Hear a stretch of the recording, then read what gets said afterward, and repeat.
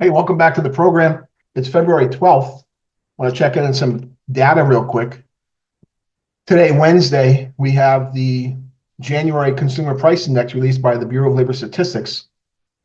A little elevated, up 0.5% on a month-over-month basis, so since December, after going up 0.4% in December.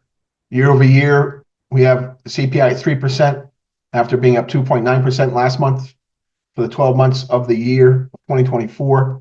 Remember now, coming out of the third quarter into the fourth quarter of last year, the Fed was talking about inflation approaching their medium-term target of 2%. They were wrong, of course, but nonetheless, on that basis, 50 basis points in September, 25 basis points in November, and 25 basis points in December. And I argued each of those meetings that they were moving too far, too fast to the downside. Should have kept rates on hold or even increased them. Clearly now this inflation data has the Fed on hold for most of the year. Markets are looking for maybe one Fed rate cut now in 2025 compared to 3 just a couple months ago. So inflation is still a problem for us. The Fed knows this now. On a year-over-year basis, some of the areas of concern, food away from home, elevated still. Utility gas service, elevated. Shelter, elevated. Transportation services, elevated, up 8%. Some areas of positive news. Fuel oil down. Gasoline down small. But we still have ourselves a serious inflation problem. From the month of January, every little piece of the index was positive except for apparel, which was down 1.4%. While the year over year, fuel oil was down 5.3% for the month of January, up 6.2%. And transportation services up 1.8%. So we still have an inflationary problem based on the data. And this should keep the Fed on hold, as I've argued for some time now.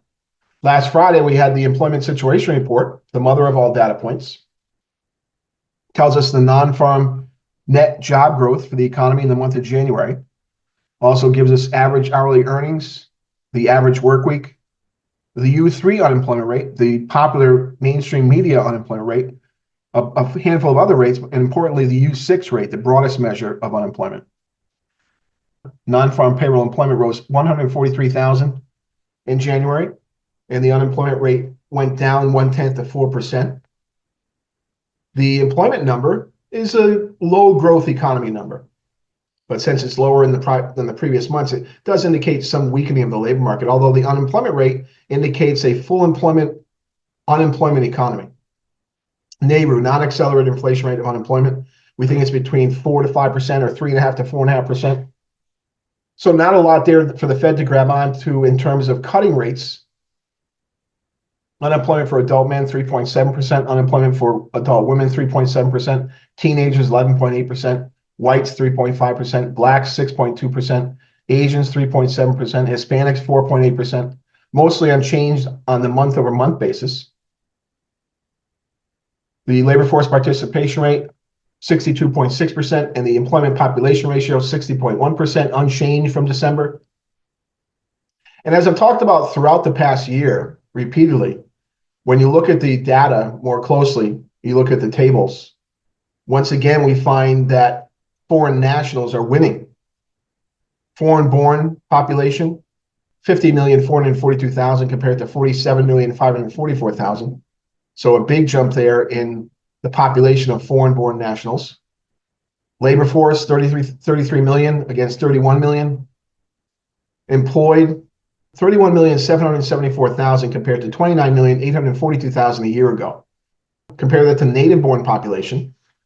We see the civilian labor force at 136,500,000 compared to 135,184,000. So a much smaller jump there. Employed, 130,573 against 129,807.